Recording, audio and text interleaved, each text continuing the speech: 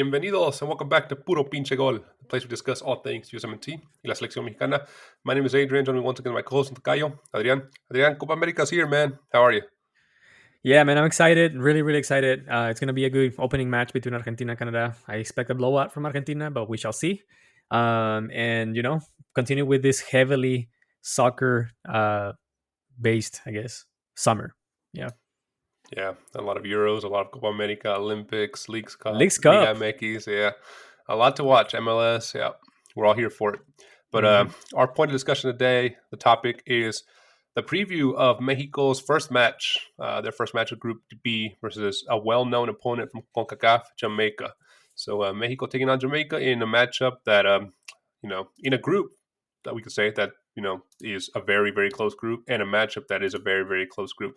Mexico and Jamaica, of course, familiar foes in the last couple of years, have battled it out, have in very, very close matches. Yeah. Jamaica's kind of become an opposition that has been difficult for Mexico to break down and has found success against Jamaica. We discussed in our preview of Group B how Jamaica is yet to take that final hurdle and get that statement win against either Mexico or USMNT. They've beaten them on occasions, but never when it mattered for, gold or, a championship or a title. So Jamaica definitely one to look out for in this group, and the dark horse in this group for sure. That shouldn't be discounted. But talking about Mexico, man, what is the possible lineup for Mexico in this first match? Alrighty, so we expect to see something closely similar to what we saw against Brazil. I think it's at this point in time. There's no doubt that Jimmylozano is going to continue with his 4-3-3 formation. The regular four that we normally see in the back with Cesar Monte, Johan Vazquez as the center backs, Arteaga as the left back. But instead of seeing Jorge Sanchez on the right, we expect to see Israel Reyes as he had a decent match against Brazil, if you want to say, but it isn't necessarily like significantly better than Jorge Sanchez. So that will be like the new face on that back four. In the middle three, we have Edsonalvarez as a CDM. Then we have either Charlie Rodriguez or El Chiquito Sanchez. And I was reading something earlier this week, man, where the reason why he didn't play against Brazil or Uruguay is because Chucho Martinez or the Pachuca group pretty much told Jimmylozano, don't play him. Let him rest. He doesn't have to play for these friendly matches. And so that's the whole reason why he was on the bench, but he wasn't used. So how much of this is true? I don't know. I'm just spreading some gossip here.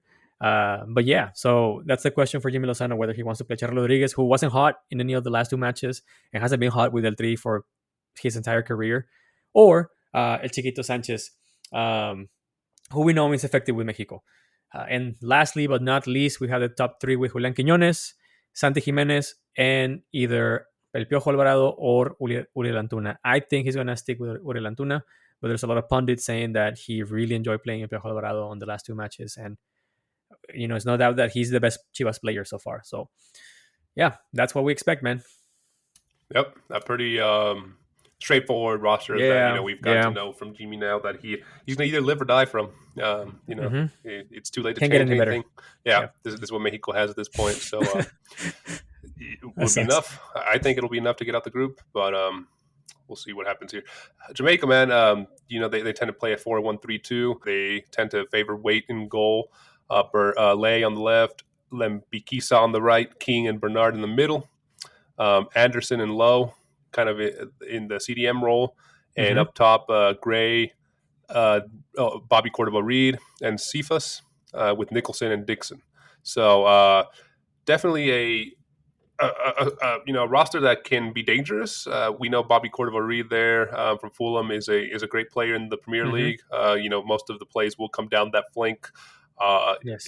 It's a team that has a lot of speed that we've seen that can be difficult to break down with that type of speed. They press high. So in Mexico, it's going to be what we think going to be dominating the ball and dominating possession.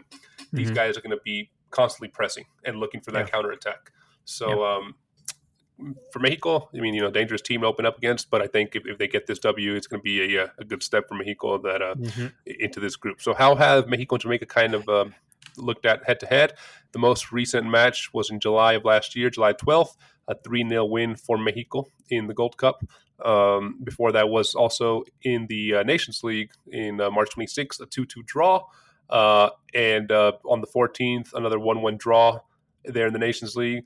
Before that was in the World Cup qualifiers, 2 matches. 27th of January 2022 was a 2-1 win for Mexico, and then another 2-1 win for Mexico back in September 2021. So, close matches, been victories and draws in Mexico's favor, but they have definitely been a lot closer than, say, 10 years ago when Mexico just dominated Jamaica. So how have, their head-to-head overall?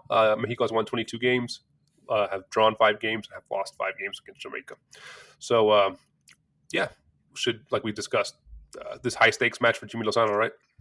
It is, and even though, based on the historical data and the recent matches, it looks like it should be a somewhat of an easy game for Mexico to win.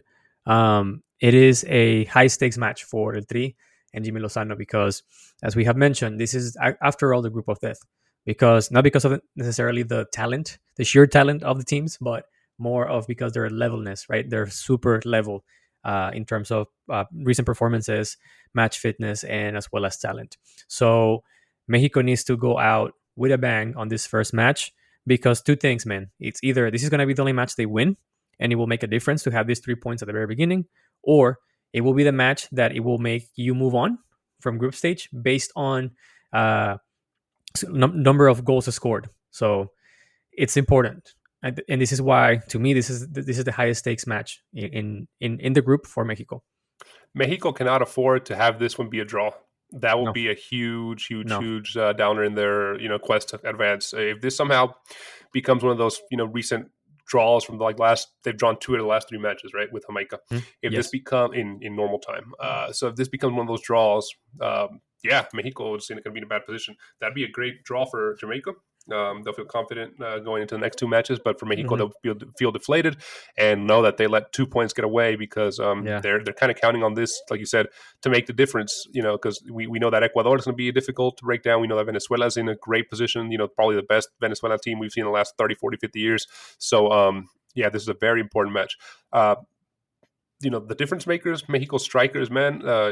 Specifically santigimenez, have not been showing up. Obviously santigimenez only played 8 minutes against Uruguay, but he was pretty much isolated and unable to do much against Brazil.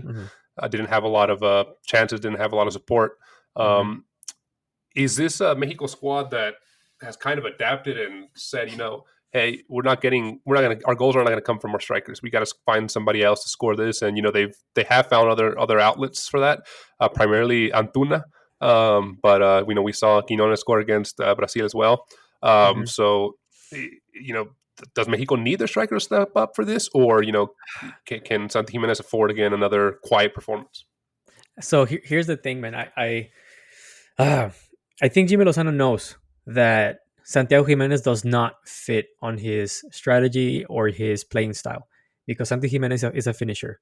He's a number 9 inside the box, may have some short distance shot, but he is not a hurricane.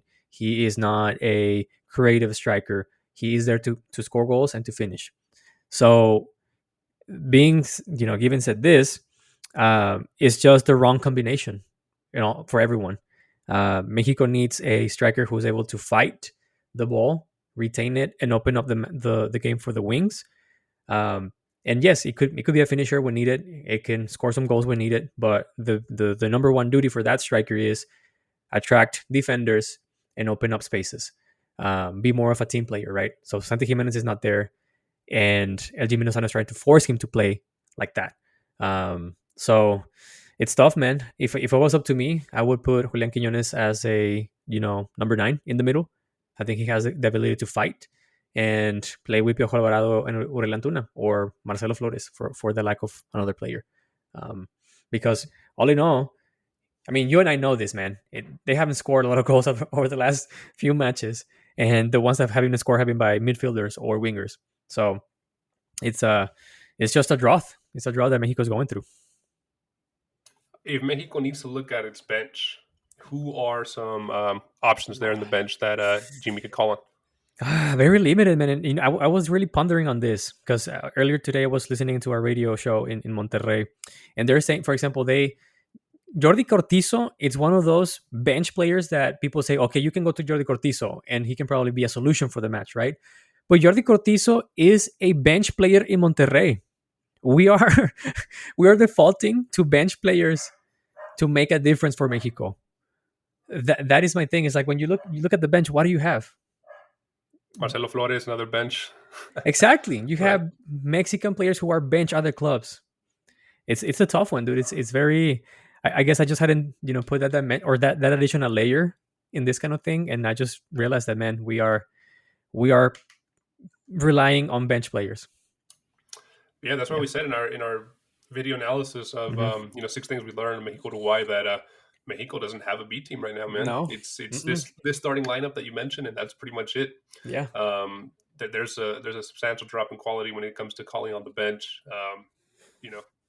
I mean, sure, you have Orbelin Pineda, but that isn't like significantly or extremely better than everything else that you have. Right. Yeah. I mean, he's not playing like at a show-stopping club in Europe, right? Exactly. I mean, he's starting in Greece, which is better than not starting in Mexico. But what's the delta there? Yeah. Well, Adrian, there's going to be an interesting match. Definitely one that it's going to play a factor if Mexico gets out the group or not. What are your predictions for this match, score-wise?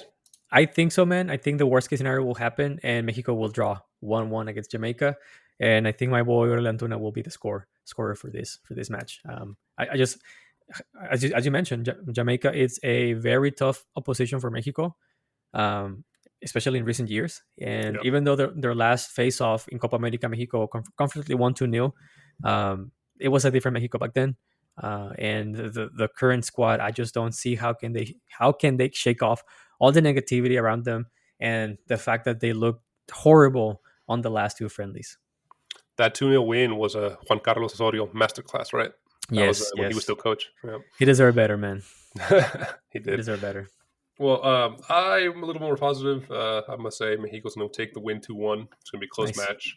I also have Antuna scoring. Yeah, he always seems to score. He was Mexico's top scorer last year. But Uriel Antuna on the scoreboard, and I think ultimately Mexico wins 2-1. But it's going to be a close game for sure. It's going to be a nail-biter.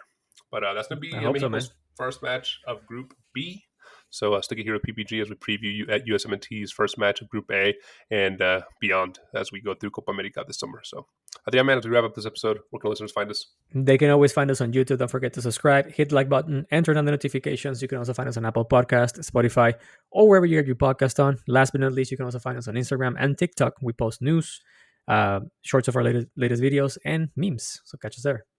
Yeah, be sure to follow us and let us know in the comments below. How do you think Mexico will stack up against Jamaica? Do you think Mexico will get this crucial win in their first match in Copa America? Do you think Jamaica will prove too difficult to break down and will get a result against Mexico? Let us know for sure. If you're on Adrian's more negative side of a draw or more positive side.